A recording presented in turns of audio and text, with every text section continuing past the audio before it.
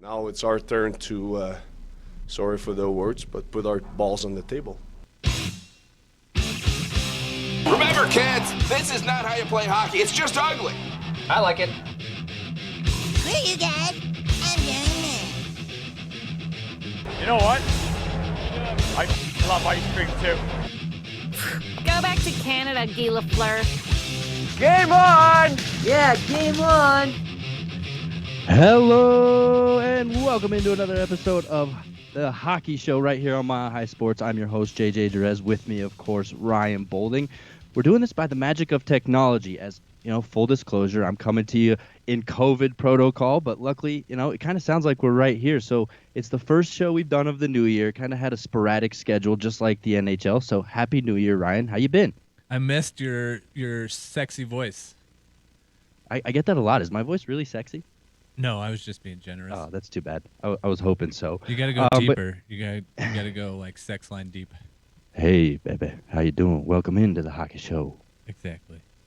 Just like that. Right. Well, I'm happy to be here for the new year. I mean, we love doing the show. It's kind of tough the way the schedule's panned out for us, but we're looking to find some consistency here moving forward in 2022. Let's start the show like we do every episode, Ryan, and that's with matinee money. We've got the Penguins into Dallas in about 8 minutes, 6 minutes, 7 minutes, something like that. I'm taking the Penguins here. The Penguins have been on fire.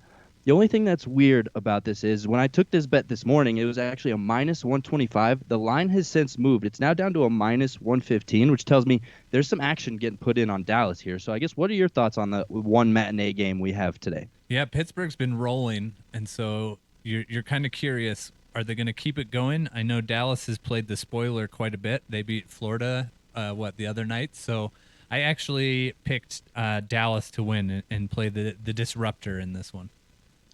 That's a good call. So I've heard that since the Christmas/COVID pause, goals have been way up. I mean, not have I heard. I've seen it, but I think it was about 4 days ago, it was up to 7.3 goals per game was the average. I don't know how much that's changed in the last couple days, but since goals are way up, I took a fun little parlay today where I took alternate goals on every single game. So essentially, I need the over 4 goals on every game parlayed into one. It's about a plus 500. So not amazing, but seems like a decent bet considering the direction that NHL games have been going so far. You're a madman. But I did something similar. I did a 4-game parlay. I picked the Dallas to play spoiler. I picked Toronto to play spoiler. I know you can boo me. I picked Tampa Bay over Boston and Florida over Carolina. So I'm really gambling today. I also got offered in DraftKings a Colorado special parlay. Oh yeah. Did you take it? I had to. Yeah, so did I. Colorado State to win, the Avalanche to win, and Javonte Williams to score at any point in today's what surely will be a beatdown by the Kansas City Chiefs. Oh, that's interesting. I took the other one. They had one where if you place at least $50 on the Colorado Avalanche versus Toronto in any facet, you get, I think it was $10 per point Nathan McKinnon gets tonight. See, so that has changed for me because it just offered me, it said 100 plus. And I was like, I'm not putting $100 down here. You greedy corporate bastards. Yeah, absolutely. But no, that's a fun game tonight. We'll definitely preview the game. Avalanche versus Toronto. Avalanche looking for some revenge in that one, but we'll get to that one here in the next portion. But Ryan, today was supposed to be a huge slot for the NHL where 15 games were being played. That's essentially every team but 2. 4 of the 15 games have been postponed, all 4 of which dealing with Canadian teams because, of course, they're not allowing fans into the buildings up there in Canada. So I guess your take on Canada playing the way they are. We heard from some insiders in Toronto that the Toronto Maple Leafs are right now embarking on a 6-game road trip. Tonight's game number 2 of that 6-game road trip. And from the players, from Austin Matthews, you heard how excited they were to get out of Canada, go to the United States and kind of have some crowds back in the building and have a little bit normal hockey, I guess, going on. So, yeah, what are you thinking about the way Canada's kind of running things and the 7 teams that the NHL has to worry about here? I think we've known all along that it's always going to come down to money. And the fact that Canada is having, Omicron run rampant and they're starting to shut things down and not allow fans into the buildings, it was no surprise that was, a possibility. But what's surprising me is that the postponements aren't coming because players are getting sick with COVID as much as these teams won't make money by not having fans in the building, and that's going to hurt revenue and HHR around the league. It's going to hurt the players who have to pay back losses in escrow to the owners. So the NHL is kind of scrambling to try and find a way for these games to take place later in the year at a period where fans will be allowed back into the building to spend all the money that they're not spending now. So I found it super interesting that the Edmonton-Toronto game went on and played in a crowd with nobody. It was kind of like, oh yeah, remember what this was like, the last 2 years where nobody was allowed in the building and it was all quiet and fake crowd noise and stuff. That's been fascinating to me. Yeah, no, I'm 100% with that because it changes the game as much as we like to think that it doesn't. I mean, obviously from a revenue standpoint, it's a major hit, but I remember last year when there were still no fans in the building, I got to cover one game, and the energy in that building was so off from the players, right? It felt like they weren't as energized. They didn't have that fire in them that you would see from a typical NHL game. And it just felt like a men's league game. It was just so off. So, a big save happens. There's no crowd reaction. A goal happens. You had the simulated crowd reaction, which was really weak. So I understand that the NHL doesn't want to play these games, but I think there's a major fallacy here with this thought process, and it's something we've seen the last couple years from the NHL. They're essentially trying to just kick the can down the road here, right? They're just trying to hope that in a month or two, things have settled down. They can allow crowds back into Canadian buildings and presume as normal, where we've kind of seen them take that mindset the last couple seasons and hope that or assume that things are going to be normal by X date, and typically they're not. So I'm a little worried about how the NHL is going to navigate through this Canadian conundrum. I like that. Canadian conundrum. Good alliteration there. I think part of the issue, too, is how are teams going to weather this, right? Like, the Ottawa Senators have played one game in the last 20 days. 20 days. Yeah. Like, this is a team that was already struggling this year, was starting to find a little bit of a groove. There's all the drama with Matt Murray. You got Brady Tkachuk holding out and then coming back and being named captain. All of this stuff, totally forgotten. Like, it's like having 31 teams in the league again. You totally forget about Ottawa because they're just, I don't know, twiddling their thumbs.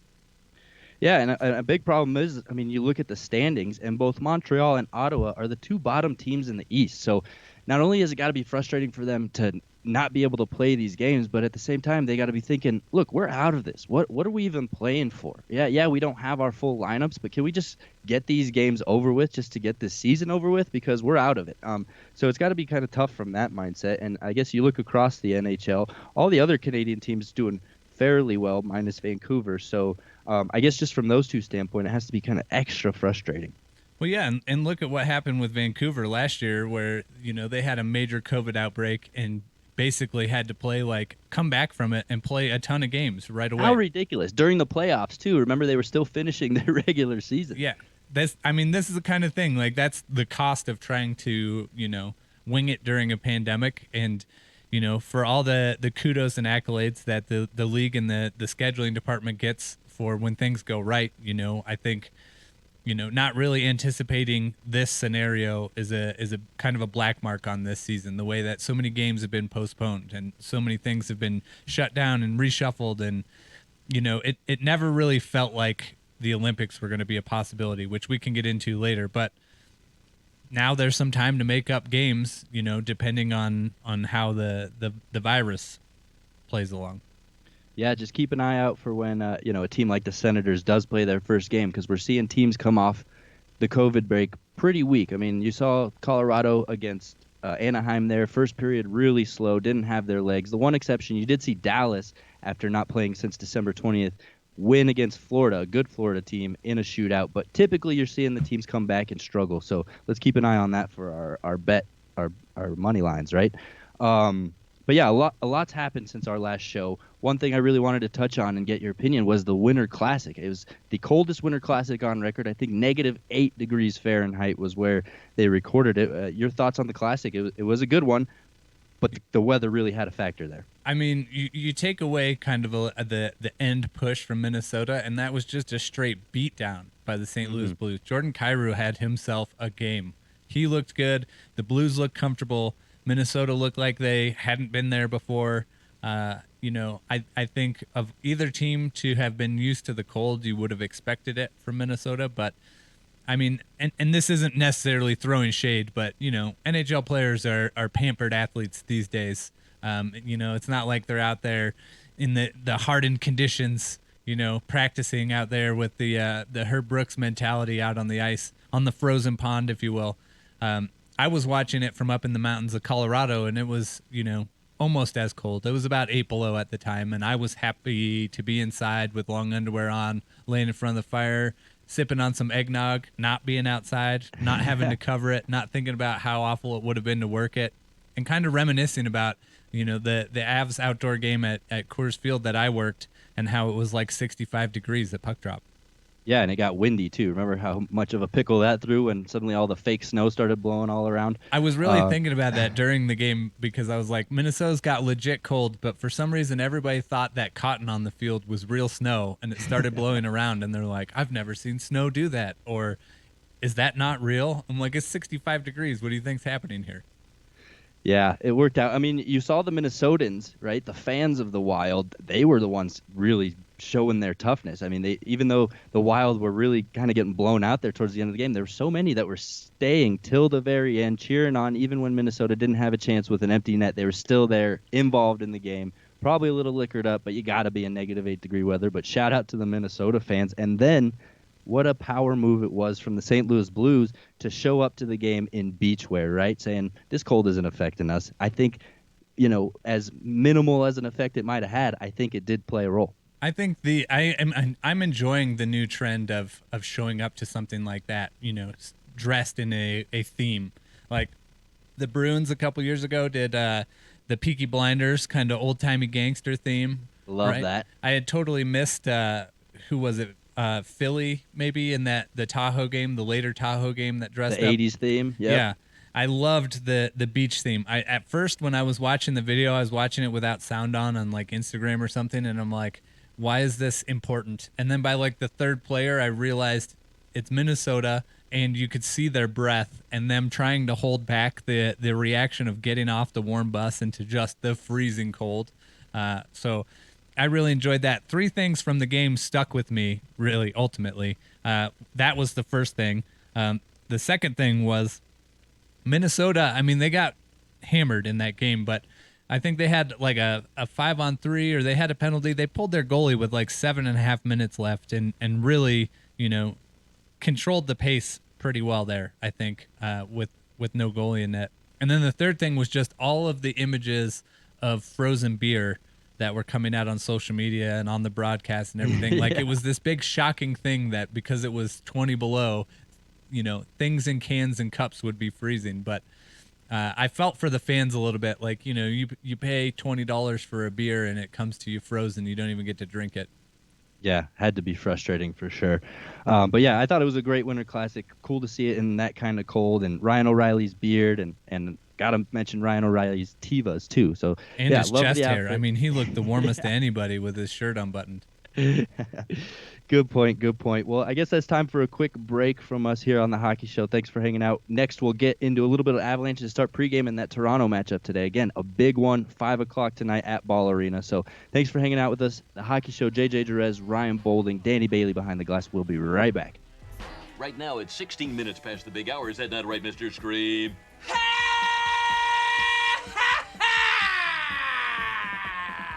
Great, good stuff. I think people are getting really cranked. And we're back on the Hockey Show. I still love Mr. Scream. Mr. Scream never gets old to me. I giggle every time, Ryan. I love it. It's the best. I love our little quirky things. We need more of them. I agree. Let's get some cameo going. Maybe even hit up Gilbert Is Godfrey. that sarcasm? Yeah, we definitely need more Archer or H. Down Benjamin anyway. Oh, I thought that was Bob from Bob the Burgers. Same guy.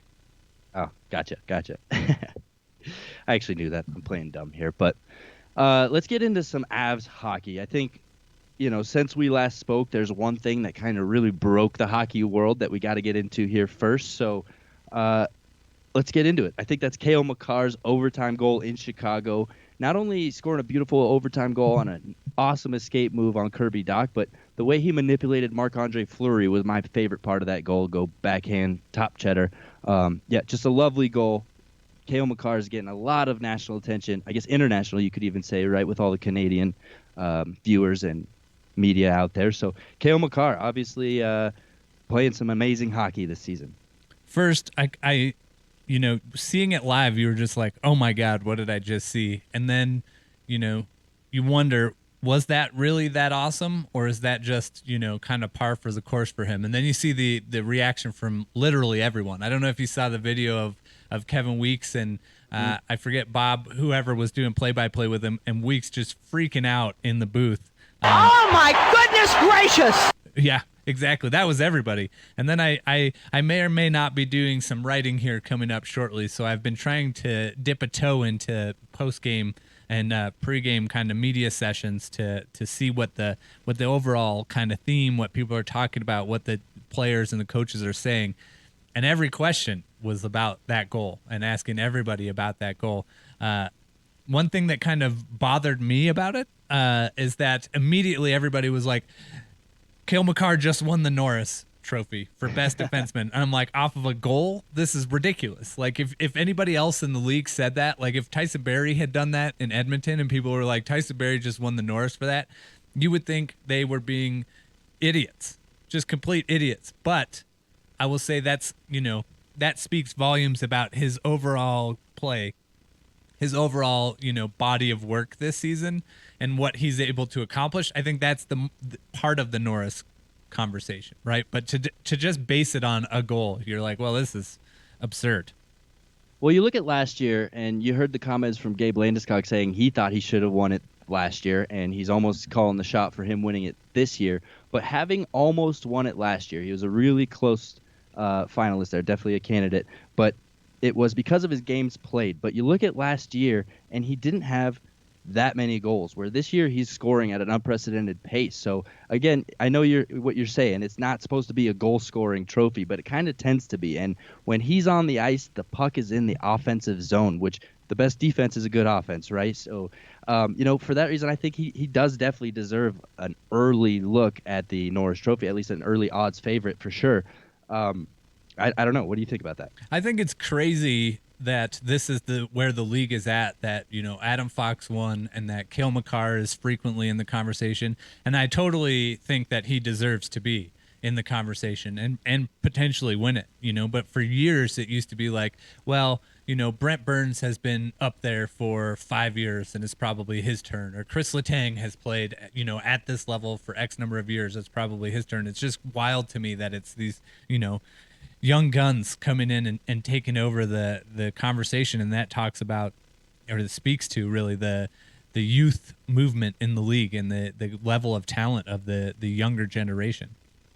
Absolutely. I mentioned this on our podcast this past week, but you've seen it in the last couple years, right? You remember when Matt Tkachuk a couple years scored a between-the-legs goal, and the media was all about it. The media was excited. They wanted to interview him, and in his following interview, he's like, yeah, it's a pretty standard play. I've been doing that since I was little. You should expect to see a lot more NHLers pull out tricks like that, and you've seen amazing goals in the last couple of years. You think of Trevor Zegras just recently, and you think of a goal like Cale Makar, and that's just the wave of NHL, this kind of talent. But I also think of the 3-on-3 aspect to it, right? There's obviously a lot less players on the ice, and Cale Makar having more space is going to allow him to make moves like that. But the funny thing is, this is really the first time we've seen the Avalanche be able to be the Avalanche in a 3-on-3, right? And most 3-on-3s of years past, you're like, this team has so much talent, so much speed. Why do they struggle in 3-on-3? So for Cale Makar to pull out that move in Chicago, it's a good start,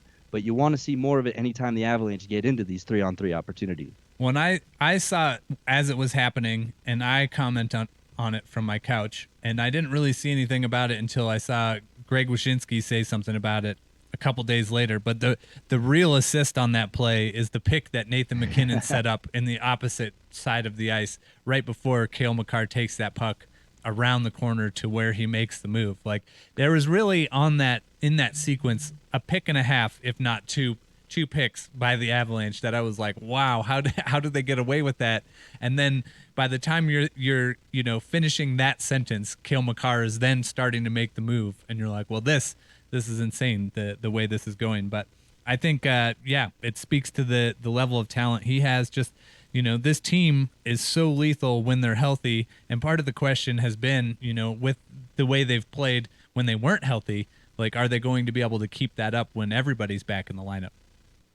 To your point about the Nathan McKinnon pick, I wouldn't be surprised to know that the referees maybe studied the film of that one. The NHL had a little bit of a discussion about that one because in the Avalanche game against Winnipeg, you saw Nazem Kadri kind of accidentally set a minor little pick, and he got called for it on the interference. So it might be something that they are noticeably trying to, I guess, react to, because you're also seeing a heightened hooking calls, right? We saw, I think it was Logan O'Connor JT Compher get a really strange hooking call in that Winnipeg game as well. So a couple weird things there. But moving on with the Avalanche, Ryan, 10 home games in a row.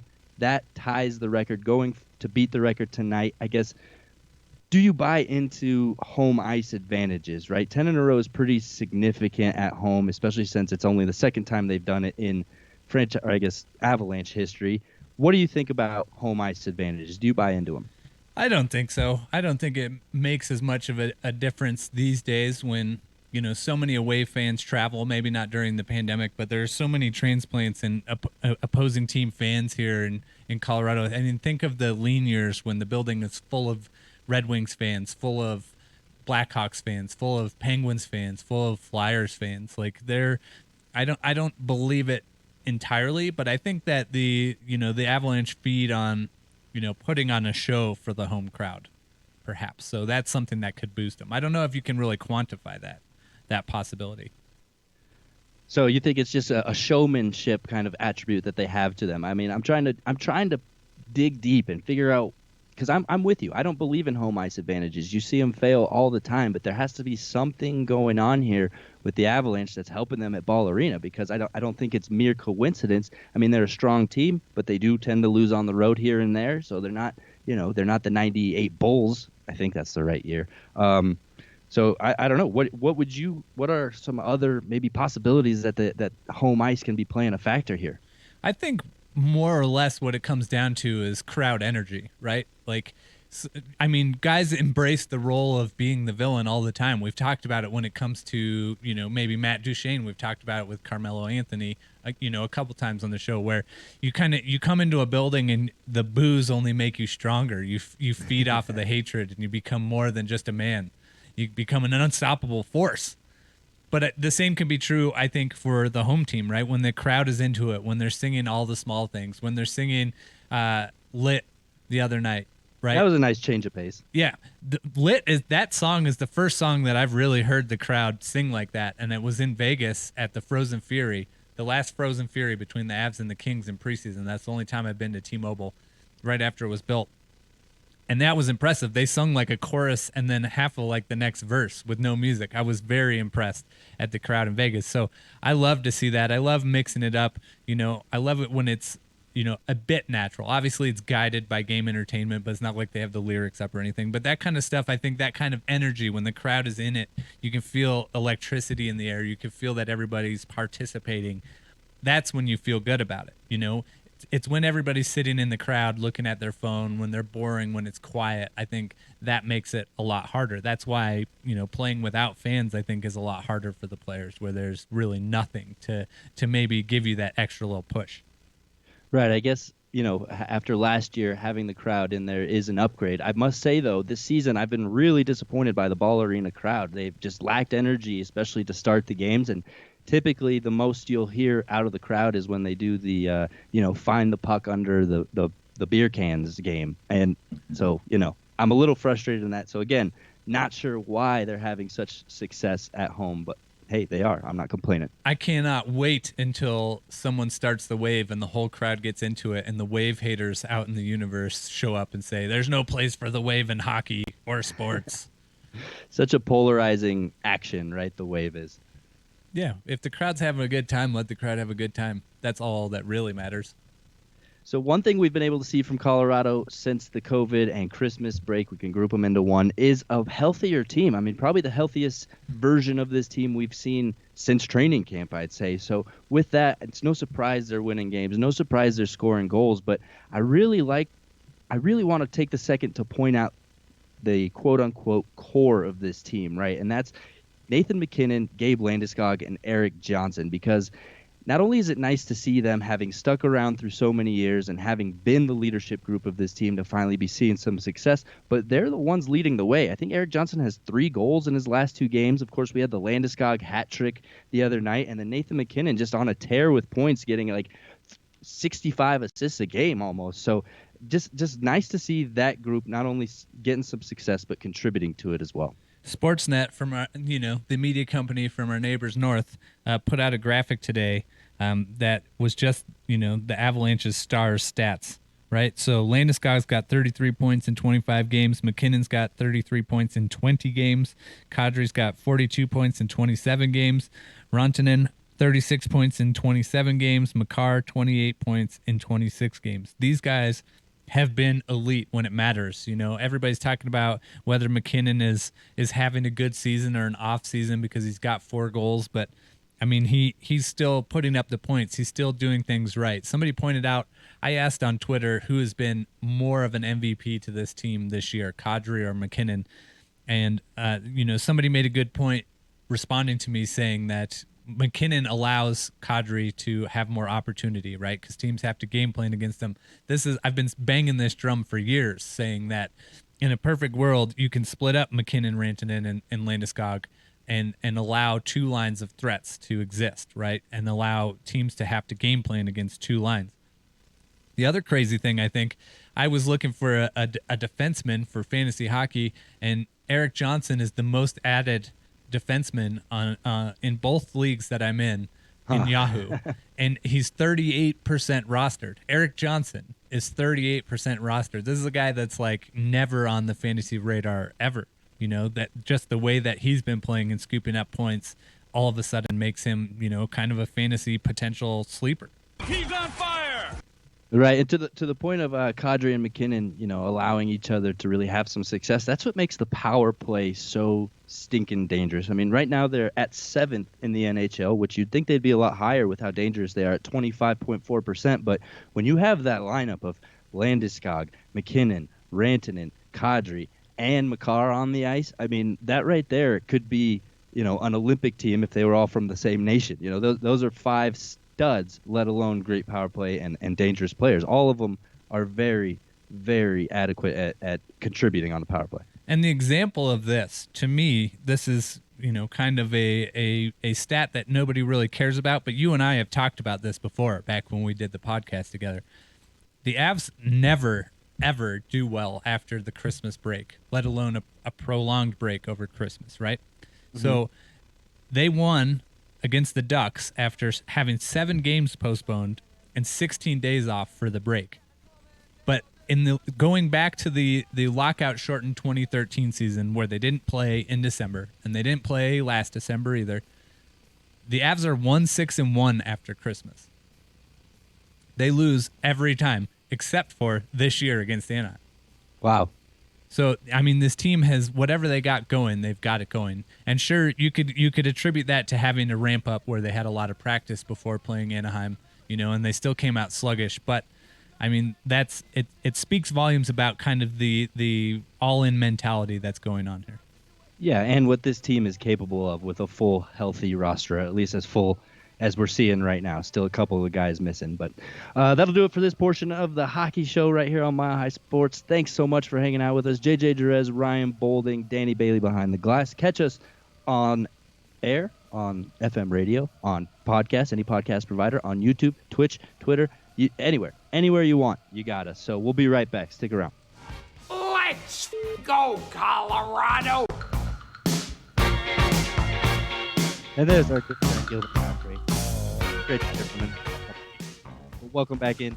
It's the Hockey Show, where we talk all things hockey, biggest and best live hockey show in Colorado. Ryan, let's talk around the NHL. There's a lot of things, like we said, that have happened since our last show. So a lot of things we got to throw in our 2 cents. Not that anybody really is asking for our 2 cents, but hey, that's what we do here. So I think the biggest thing, and you touched on it a little bit earlier, is the whole Olympics situation, right? I mean, for a while, it was looking like a 50-50. I think at our last show, we even mentioned how it looked like a 50-50 shot that the NHL was going to the Olympics. But obviously, they've since decided it's going to be impossible. It's more important to finish out a full 82-game year from both a competitive standpoint and I guess just a financial standpoint as they try to make their money back from the last 2 seasons. So, yeah, obviously, I think we're all in agreement that the NHL not going to the Olympics was the only solution that could have been done here. Yep. Like I said, follow the money and you'll figure out where things are headed. And, it became untenable according to the NHL. And so, there was irreparable harm to the schedule that needed to be resolved. And that's where we're at. I don't disagree with the player position that they should have been given the option, right? I don't think that it's as big of an issue for the league if they continue to play down some stars. You're already doing it with the COVID anyway. Let the guys go. Let Steven Stamkos go. Let Gabriel Landeskog go. Nathan McKinnon, Sidney Crosby. Is the league going to be worse off without these players? Yeah, to a degree. Yeah. But it's not going to be such an overwhelming, this is unwatchable hockey product with, a handful of players from each team at most gone for 2 weeks. And it's not like these games are going to compete with the NHL schedule either. I'm not sure I agree with you there because I'm looking at it from a business standpoint, right? And Ryan, you and I both have regular jobs. What if you and I were to go to our boss and say, hey, we want 14 days off. We're not going to be working. We still want to get paid, and we're going to go work for somebody else for those 14 days. You cool with that? All right, you better be cool with it. See ya. Yeah, so but it's not total work, right? Because they're not getting paid. I hear what you're saying. Yeah, I mean, this is the NHL's product, though, right? This is how they make money. The guys want to go. The Matt Duchene's, probably even the Connor McDavid's and Nathan McKinnon's want to go out there and represent their country. They don't want to deal with all the rules, and I don't know. It's just such a sticky situation that I think it's the NHL's product. You can't just dip out on our season to go, I guess, really publicize another event that. I don't know. It's kind of in competition with the NHL. Only if you're looking at it from a jersey sales standpoint, from a television contract standpoint, right? These everything games that makes aren't money dissimilar. Standpoint. Yeah, but I mean it's 3:37 in Beijing right now. It's not like the games are going to be competing against each other on national television. You can figure it out. It can be done. What it comes down to for the NHL is money. And yes, you want to make as much money as you can off of everyone attending games and watching games and purchasing gear and all of those things, right? So you want your superstars there because you want it to be the best product it can be. But you can't tell me that in a time period where it's like, okay, Brian Rust just came down on COVID protocol right before the game. And yes, I know Brian Rust isn't a superstar, but for Pittsburgh, he has been contributing greatly. Brian Rust comes down on the COVID protocol right before this game starts today, this afternoon. Game goes on, right? If it's Sidney Crosby, game goes on. If it's Connor McDavid, who is on COVID protocol, well, the game goes on. So what's the difference then in having, a guy like Connor McDavid playing games at an offset time period to NHL games in a different country for 2 weeks? I would say if that's the league you want to watch, you can go ahead and tune into the AHL, right? A league with none of the superstars, none of the guys that you really tune in to watch. I mean, ESPN has a huge contract right now, and they're really helping the publicity of the NHL, right? Cale Makar's SportsCenter top 10 goal is big for the NHL. So, but it's also big for the NHL if he does that against Russia or against Team USA in the Olympics. It still benefits the NHL. It benefits it in goodwill. It benefits it in, eyeballs of potential new viewers, non-viewers, people who might watch Olympic hockey that aren't watching the NHL product going, whoa, I didn't know there was a kid like this playing in the NHL. I should go check that out. It translates the same, but we've seen the NHL AHL game. We watched the Avalanche play the AHL Nashville Predators and lose. What's the sound of a Cale Makar goal in China at 3 a.m? local time. I don't know. speak Mandarin, so I don't know. I just think, maybe that whole time zone point that you just made is another factor that they decided not to do it, because I look back at the last Summer Olympics, right? They were in Tokyo, and I failed to tune into pretty much all of it because of the time zone difference and the times that those games were actually going on. I'm not sure how much of us would actually catch the live hockey in China for the Olympics and really, I guess, create the boost that they're needing for the NHL there. What's your favorite Winter Olympic sport? Hockey. What's your favorite Summer Olympic sport? That's what I Basketball. thought. It took you that long. Yeah, don't give me the I didn't watch the Summer Olympics because of the time zone difference. I get what you're saying. I'm a hockey guy, and that's the other thing too, right? You look at the NBA and the guys they sent to the Olympics last year. It was really a JV squad of Team USA players, because in basketball culture, the Olympics just isn't a big deal. But in the NHL, in the hockey world, the Olympics is a huge freaking deal, right? You look at the other sports. You look at soccer. World Cup is the biggest event in their sport, not the Olympics. You look, you could do that across the board. It's really only hockey that values the Olympics as much as they do. So here's what I think. I think that they should work, and they're running out of time to do it, with the IIHF to move the hockey tournament to the next Summer Games. Give time to get out of the pandemic. Give players, players are still within this window to make it. Just move it. But it's all about money for the NHL. It's all about money for the IIHF. That's why they don't care that China's committing genocide and human rights abuses, and they're just going to move forward with it anyway. That's why the World Cup is in Qatar, right? Where, tons of immigrant workers have died building this soccer stadium that now they say is made out of shipping containers and is 100% transportable. That's what it comes down to, and I just don't see why you can't, if you promise the players, okay, as part of, ratifying this new CBA extension during COVID in order to do the bubble, like the player sticking point was the Olympics. And now you're pulling them out of that and saying, well, the schedule has been damaged and that needs to be upheld. Like it's a bit disingenuous. They didn't announce it together. The NHL announced it. And I think some players are probably relieved that they don't have to be the bad guy and say, I don't want to go. You saw that from guys like Robin Lehner, but then you saw the other side of it from guys like Brad Marchand, who said, the NHL and the NHLPA are just changing the rules. They changed the rules to add a taxi squad so they don't miss any games and lose any money, but they don't care about doing a taxi squad during the Olympics so other players can go and play, right? Like there's a little bit of a double standard here. What's the hesitation from the NHL to keep the World Cup going, right? How successful was that a couple years? I mean, it was on North American soil, so they were able to control things that they wanted to control. You had a Team America, which blew everybody's socks off, right? Team North America, I guess.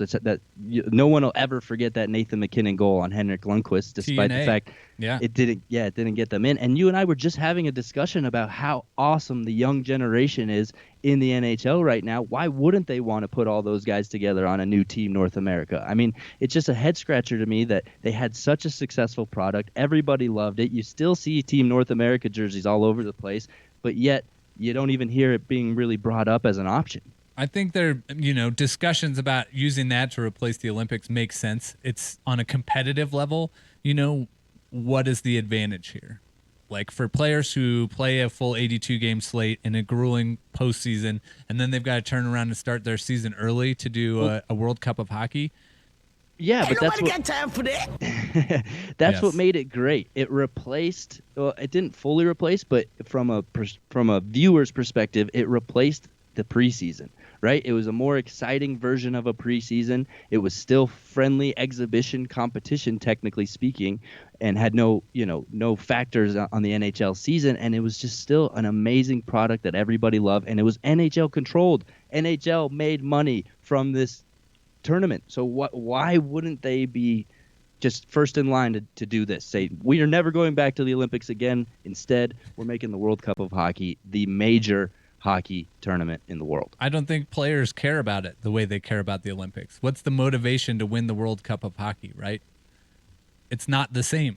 And I don't know what the financial situation is for them for that, but you do it at the beginning of the season and replace preseason. Well, none of these guys want to get hurt playing for a meaningless World Cup championship when they need to be ready to play for a Stanley Cup title. The only way that this makes sense is to incorporate some aspect of it into the regular season. Maybe you do it like the CHL, over in Europe, where it's a mid-season tournament, right? Or maybe how you play, has some standings benefit. I don't know how to incorporate it, but it needs to be meaningful. The Olympics, for whatever reason, have been meaningful for centuries, and that's part of the appeal of it. I think you make it meaningful by declaring this is the top best-on-best world hockey competition moving forward. I mean, I don't think it's that hard, because you look back at the old World Cup and you could see through players' reactions when Nathan MacKinnon scored that famous goal on Henrik Lundqvist and they thought they were going to be moving on. They celebrated like they were in the playoffs. It felt no different. It felt like any hockey game-winning celebration to me. So I don't know. I think it's definitely doable, but it sounds like you and I are both in agreement that something needs to be done towards the Hockey World Cup to kind of, generate this best-on-best tournament. Perhaps. Moving on from that, we've had some news today. Did you see the news? I added it to our rundown. There's been a few things in news. I guess, what are you alluding to? The Sharks have put Evander Kane on waivers for unconditional buyout, termination of his contract. They're finally done with Evander Kane. Yeah, it's unfortunate to see that. I mean, I can't say anybody's surprised, right? I mean, we've heard nothing but negative things from any of Evander Kane's teams, teammates, coaches. So, he's a contributor, and that's what's tough to see. He's not just a guy that's easy to terminate a contract for. He's a guy that can really make an impact on your team if he's playing the right way and in the right mindset. So, yeah, to see a guy like that's career maybe start to dwindle down because of behavior, man, it's just not something you tend to see in hockey. Yep, it's unfortunate for him, but I've been thinking about this for a long time, and how many chances do you need? You know what I mean? Like, how many opportunities do you get at the top league? And if you continue to squander them with, kind of ridiculous scenarios and situations, I mean, how many chances do you get? Right, exactly. And it seems like, I don't know any teams would be willing to take a flyer on him at this point, right? I mean, you saw Tony DeAngelo. It took him about a few months to get back in the NHL after his nonsense, and Carolina decided to give him a second chance. Looks like he's doing decently well with it, so good on him. But Evander Kane's been given 3, 4, 5 chances, so I think he's just kind of run out. And unfortunately for him in the NHL, there are a million guys who want to replace him, right? A million hungry AHLers that would love the opportunity to take his job. So unfortunately for him, the Sharks have that option. Yep. I wouldn't be surprised if he ended up in Carolina, but you really got to prove some value there. And you can't, Tony DeAngelo has not been a distraction off the ice as far as, anybody has seen. So no, not only that, he's been rather smart about the way he's been saying his comments, right? I think he was asked about a COVID question recently, and he decided to plead the fifth and just said, I don't think anybody wants to hear my answer on that, so I'll move on. So yeah, I guess good on him for changing his ways, right? Wish we could say the same thing about Evander Kane. But that'll do it for this portion of the show. We'll be right back for the Mixed Bagscape, my personal favorite portion of the show, because that's when we get to have a little fun, relax, unbutton our top buttons of our shirts. Are you wearing a button up today? Usually I am. We My come top suited button up. is already unbuttoned. I don't know. Okay, good. We start to get into not safe for work territory if I do anymore. We're feeling loose. So thanks for hanging out with us. We'll be back for one more small portion of the show here on The Hockey Show. JJ Jerez, Ryan Bolding, right here on Mile High Sports. I play hockey and I fornicate because those are the two most fun things in cold weather. Still don't know what I was waiting for, and my time.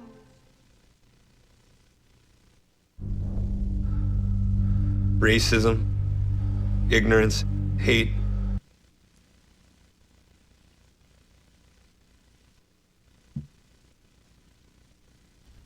It paused on me, sorry. So I'll try to get it going again, and then we'll get back to it. Welcome back to The Hockey Show. This is Ryan and JJ. We've got a little audio teed up, but it paused on us. But JJ, a rare technical difficulty there. Have you seen this new Hockey Diversity Alliance and Budweiser Tape Out Hate initiative that's going on?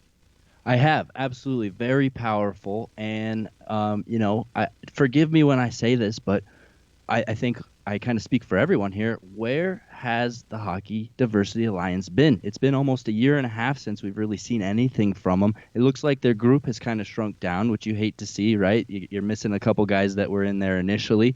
So obviously it's good to see them pick this back up and maybe start to get some momentum again. But I'm a little disappointed that they kind of fell off and lost momentum, because they were really making some progress and making some noise there. I guess, what was it, a year, 2 summers ago?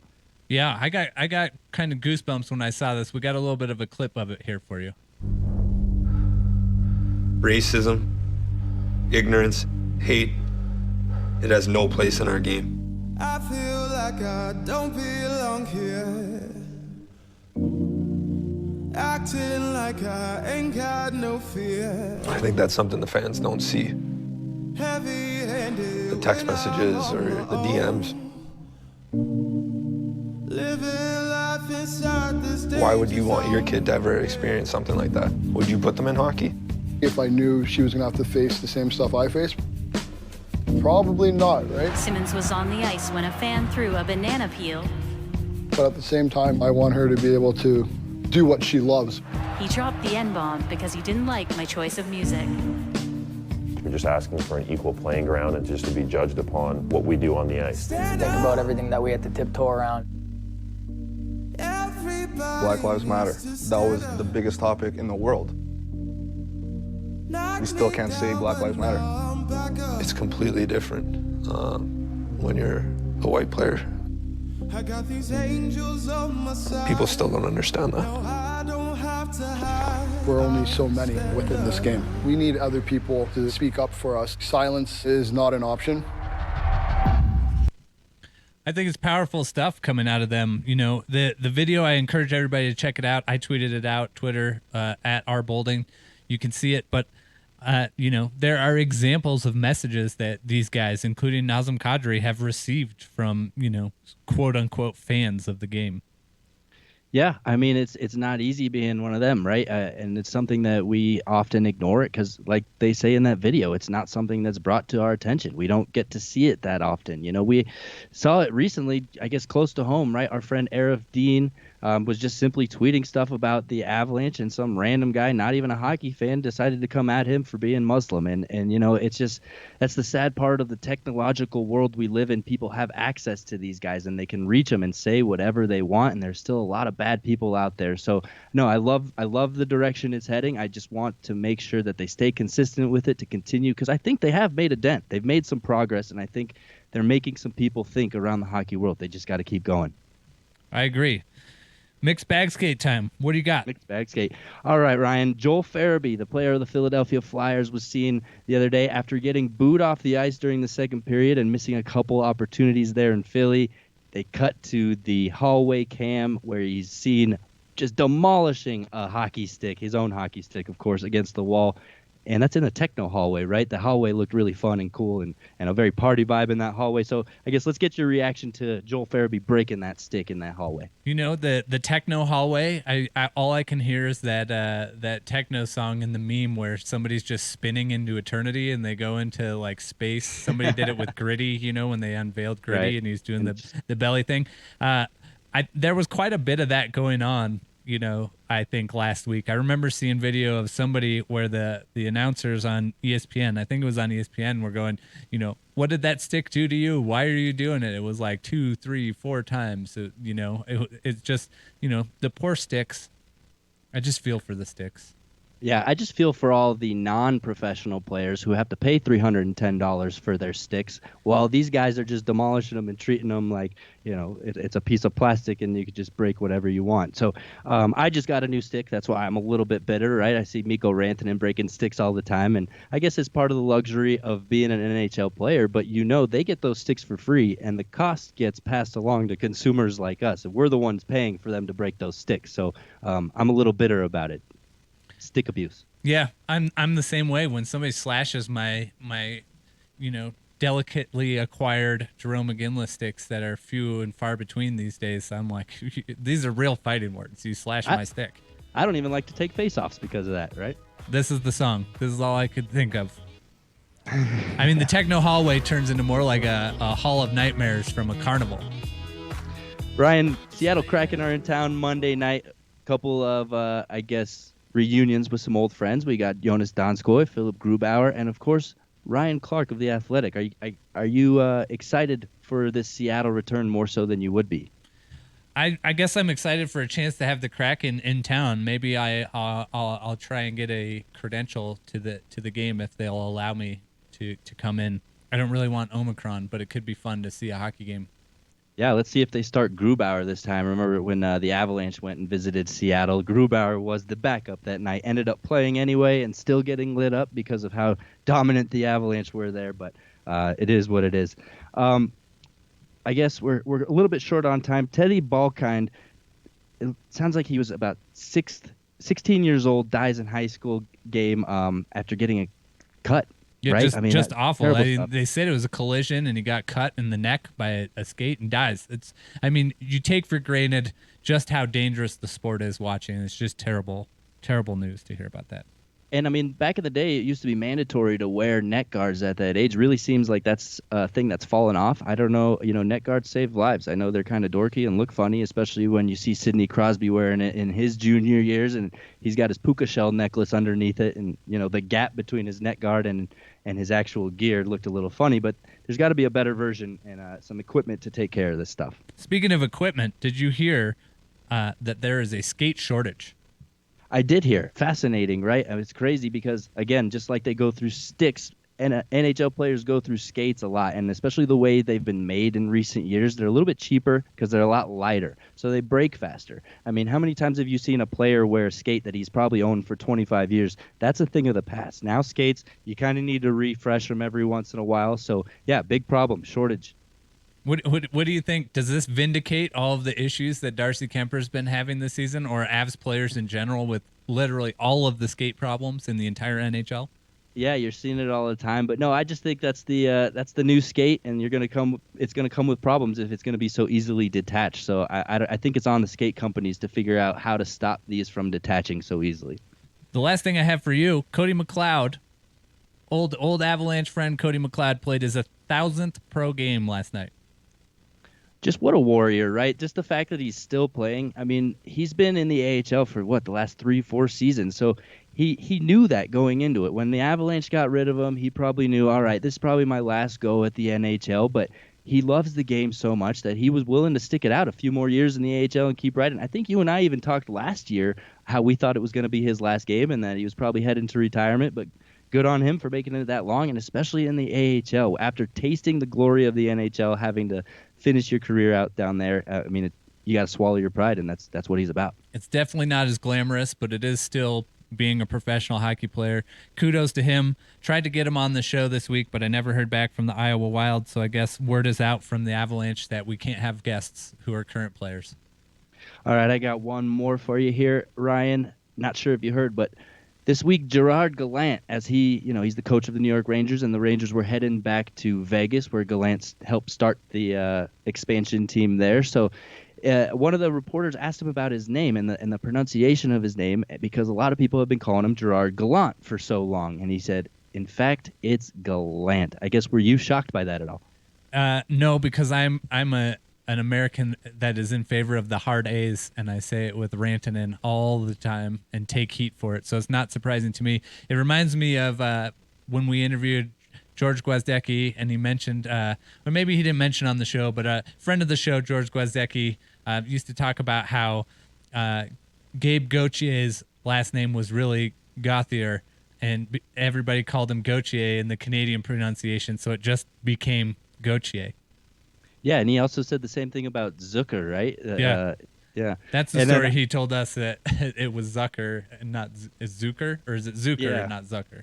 I don't remember. I forget, one or the other. And along with that, I was listening to our friend of the show, Connor McGahey, do his pregame show the other night heading into that Winnipeg. And, of course, Altitude Radio has those little snippets, right? This is JT Compher. You're listening to blah, blah, blah, blah.